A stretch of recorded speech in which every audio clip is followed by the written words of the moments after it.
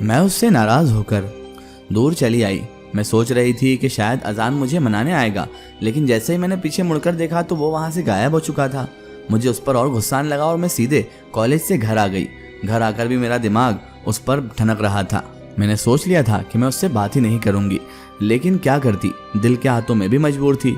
दूसरे दिन जैसे ही कॉलेज गए और सामने वो दिखाई दिया तो मेरा मन नहीं माना और मैं उसके पास चले गई।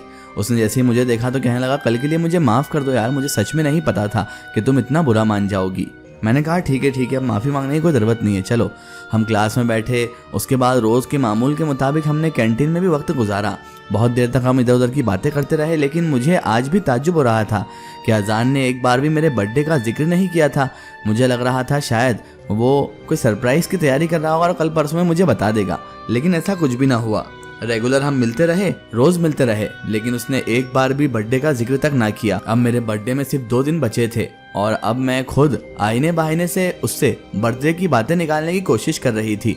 मैं बार बार दूसरों की मिसाल देकर उसे बताती, अजान पता है वो रिचा है ना, उसके बॉयफ्रेंड ने उसे बहुत महंगी घड़ी गिफ्ट की उसके बर्थडे पर। अजान बोलता अच्छी बात है, अगर उसका बॉयफ्रेंड है तो उसे गिफ्ट तो करना ही चाहिए। और वो मेरे बारे में कुछ कहता ही नहीं कि मुझे वो क्या गिफ्ट देगा। मुझे उस पर गुस्सा भी आ रहा था, लेकिन मैं करती तो करती क्या। अपने मुंह से अगर उससे बर्थडे का गिफ्ट मांगे तो ये भी हमें शोभा नहीं देता। इसलिए मेरा मन नहीं कर रहा था कि उससे ये कहूँ कि मेरे बर्थडे पर तुम मुझे क्या दोगे, क्योंकि मैं चाहती थी कि वो खुद से ये सब चीज़ें करे। एक लड़की आखिर अपने बॉयफ्रेंड से, अपने मोहब्बत से चाहती क्या है? यही तो चाहती है ना कि वो उसका ख्याल रखे, उसे शॉपिंग कराए, उसे गिफ्ट वगैरह दे। मैं भी तो यही चाहती थी। मैं कौन सा उससे उसकी जायदाद नामे करवा रही थी। समझ नहीं आ रहा था लेकिन अजान ऐसा रिएक्शन क्यों दे रहा है। वो समझ क्यों नहीं रहा मेरी बातों को, मेरे जज्बातों को। ऐसे तो वो हर चीज़ समझ जाता था, लेकिन मेरे बर्थडे के मामले में वो इतना ढील पोल क्यों कर रहा था? मेरी जान क्यों जलाए जा रहा था? मुझे उससे बहुत नाराज़गी आ रही थी और मुझे बहुत गुस्सा भी आ रहा था कि अजान मेरे बारे में ज़रा भी ख्याल नहीं करता, मेरी ज़रा भी केयर नहीं करता। मैं अपने आप से रोज़ ढेरों शिकायतें करती कि अजान ऐसा है, अजान वैसा है, लेकिन दूसरे दिन जब वो सामने आता तो मैं सब चीज़ें भूल जाती। शायद इसी को मोहब्बत कहते हैं। मैंने आज से पहले ऐसा एहसास कभी भी महसूस नहीं किया था। आज से पहले कभी मुझे ऐसा था ही नहीं कि कोई मेरा बर्थडे मनाएगा, कोई मुझे गिफ्ट देगा।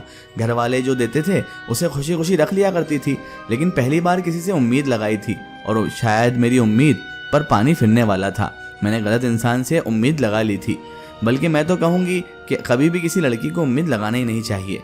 मैं ऐसे ऐसे ख्यालात लेकर अपने दिमाग में रोज़ अजान से मिलती। मेरा दिन ब दिन रवैया उससे चिड़चिड़ा होता जा रहा था। जैसे जैसे मेरा बर्थडे करीब आ रहा था मैं उस पर चिढ़ने लगी थी। वो मुझसे पूछता भी, आखिर बात क्या है हुमा, तुम मुझ पर इतनी चिढ़ने क्यों लग गई हो? मैंने ऐसा क्या कर दिया? और वो मुस्कुराता। मुझे उस पर कभी कभी शक होता, लेकिन उसका भोलापन मैं साफ जानती थी। मुझे ऐसा लगता था कि शायद वो बर्थडे फिर से भूल गया है, इसलिए मैंने भी याद दिलाना सही नहीं समझा। कल मेरा बर्थडे था और आज मैं अजान के पास घंटों रुकी, इधर उधर की बातें की, उसे याद दिलाने की भी कोशिश की। मैंने कई बार उससे पूछा, अजान आज क्या है?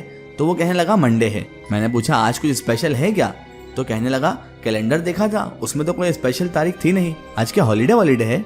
मैंने कहा हाँ, आज तुम्हारे पिताजी का जन्मदिन है ना, इसलिए हॉलीडे है। समझते ही नहीं हो किसी बात को तुम। वो कहने लगा समझाओ ना, तो क्या कहना चाहती हो तुम? मैंने कहा मेरा सर। तो वो कहने लगा वो तो तुम्हारे कंधों पर मौजूद ही है, उसमें कौन सी नई बात है? लेकिन हाँ, उसके अंदर जो इम्पोर्टेंट चीज़ होती है ना, वो मौजूद ही नहीं है। मैंने कहा क्या मतलब? तो वो कहने लगा भेजा, तुम्हारे अंदर दिमाग नहीं है, और ज़ोर ज़ोर से हंसने लगा। उसने मेरे जले पर और नमक छिड़क दिया था। पहले ही उसे बर्थडे याद नहीं था और मैं याद दिलाने की कोशिश कर रही थी तो मेरा ही मजाक बना रहा था। मैंने उसे ज़ोर से एक धक्का दिया, वो पीछे चला गया और मैं वहाँ से सीधे अपने घर आ गई। 2 घंटे एक्स्ट्रा देने के बावजूद भी आज भी उसको याद नहीं आया था कि मेरा बर्थडे कल ही है, और मैं सोच रही थी कि शायद उसे आज याद आ जाएगा और वो मुझे गले लगाकर कहेगा हैप्पी बर्थडे हुमा, मुझे याद था तुम्हारा बर्थडे। लेकिन ऐसा तो कुछ हुआ नहीं। उसने एडवांस में क्या हैप्पी बर्थडे का एज भी मुझे नहीं कहा और उल्टा मेरा मजाक उड़ाने लग गया। अब मैं उससे कल मिलूंगी ही नहीं, कल मैं कॉलेज भी नहीं जाऊंगी और ना ही उसका चेहरा देखूंगी, क्योंकि अगर मैं उसे देखूंगी और मेरा बर्थडे उसे याद ना रहा तो मुझे बहुत तकलीफ होगी। मैं नहीं चाहती कि मैं उस पर और झगड़ूं या और लड़ूं। ठीक है, उसे नहीं याद है तो कोई बात नहीं, मैं भी उसका बर्थडे याद नहीं रखूंगी।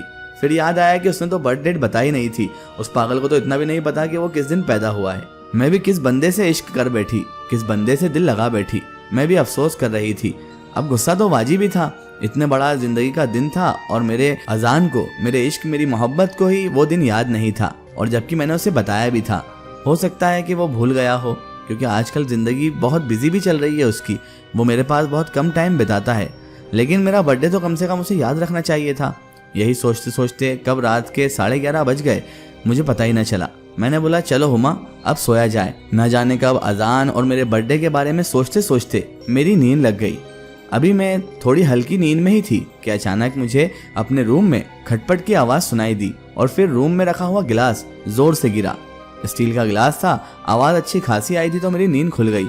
मैंने उठकर इधर उधर देखा तो वहाँ पर तो कोई भी नहीं था, न बिल्ली थी न ही कोई चूहा।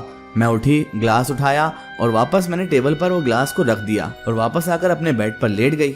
अब नींद कहाँ आने वाली थी, इसीलिए मैं अजान के बारे में सोच रही थी कि अजान मुझसे मोहब्बत भी करता है या नहीं। कहीं ऐसा तो नहीं कि वो मुझे झूठा ढकोसला देकर दूसरे लड़कों की तरह मुझे धोखा दे दे। मैं यही सोच रही थी और अचानक ही मुझे अपने कमरे में ऐसा महसूस हुआ जैसे मेरे अलावा कोई और भी वहाँ पर मौजूद है। मैं एक झटके से उठी और इधर उधर देखने लगी, लेकिन फिर मुझे कुछ नहीं दिखाई दिया। मैं हैरान थी कि आखिर ये सब हो क्या रहा है। मैंने सोचा हो सकता है मैंने बहुत ज़्यादा आज सोच लिया है और मुझे नींद भी नहीं आ रही है, इस वजह से मैं वहमी ख्यालात में खोई हुई हूँ और मैं बार बार एहसास कर रही हूँ ऐसा कि आसपास कोई मौजूद है। मैंने फिर से अपने आप को समझाने की कोशिश की और मैं सोने की कोशिश करने लगी। अभी थोड़ी देरी हुई थी और मेरी झप लगने ही वाली थी कि तभी अचानक से मुझे आंखों के सामने छत पर किसी की परछाई दिखाई दी। ऐसा लगने लगा जैसे बाहर से कोई रोशनी आ रही है और कोई दरवाजे के पास से गुजर कर गया है। जैसे ही मुझे परछाई दिखाई दी, मैं उठकर बैठी तो सामने मुझे अंधेरे में एक साया नजर आया और मैं जोरदार चीख पड़ी। आंख मेरी बंद थी और मैं इतना जोर से चीखी कि पूरे घर वाले उठ गए। माँ दरवाज़ा खटखटाने लगी। मैंने लाइट्स ऑन की और दरवाज़ा खोलकर सीधे माँ के गले जाकर लग गई। मैंने कहा माँ अंदर कोई है, माँ अंदर कोई है। माँ कहने लगी कौन है बेटा, ला हम देखते हैं। मेरे माँ पापा अंदर गए और देखने लगे कि आखिर मैं किस चीज़ से डर गई हूँ।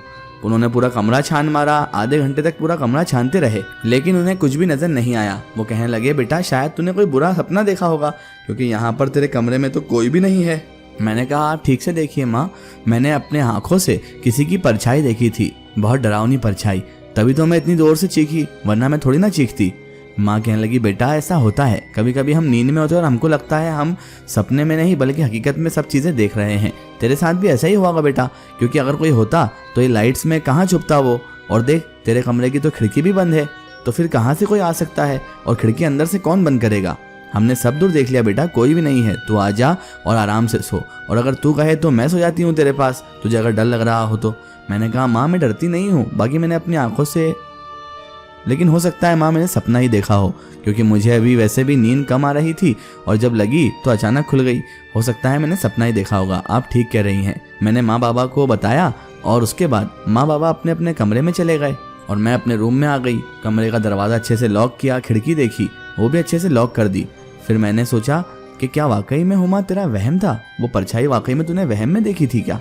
अभी मैं अपने आप से सवाल कर ही रही थी कि अचानक खिड़की फिर से हिलने लगी। मेरे रूम की खिड़की खटखटाने की आवाज़ आने लगी। ऐसा लग रहा था कोई खिड़की खोलने की कोशिश कर रहा है। मेरी जान तो फिर से हलक में आ गई थी, क्योंकि इस बार तो मैं खुली आंखों से ये सब देख रही थी। मैंने सोचा माँ बाबा को आवाज़ दूं, लेकिन मैंने सोचा कहीं ऐसा ना हो कि यह हवा से खिड़की आवाज़ कर रही हो, पहले चलकर देखा जाए। मैंने हिम्मत की और धीरे धीरे कदम बढ़ाते हुए खिड़की की जानिब चलने लगी। खिड़की थोड़ी देर रुक रुक कर ऐसी हिल रही थी जैसे कोई उसे बाहर से खोलने की कोशिश कर रहा है। मैं खिड़की के पास पहुंची। दिल में बहुत डर था कि पता नहीं अब क्या सामने आने वाला है, और जैसे ही मैंने खिड़की खोली तो सामने का नज़ारा देखकर मेरे रोंगटे खड़े हो गए, क्योंकि सामने तो स्काई की स्टोरी हम देखेंगे इसके अगले पार्ट में। अगर आप भी अपनी लाइफ की कोई रियल स्टोरी या कोई भी स्टोरी हमसे शेयर करवाना चाहते हैं ताकि हम उसे अपने चैनल पर अपलोड करें, तो आप हमारे Facebook page my story book और Instagram page my story book को फॉलो कर सकते हैं। Facebook insta page my story book को फॉलो करें और उस पर हमसे जुड़ें।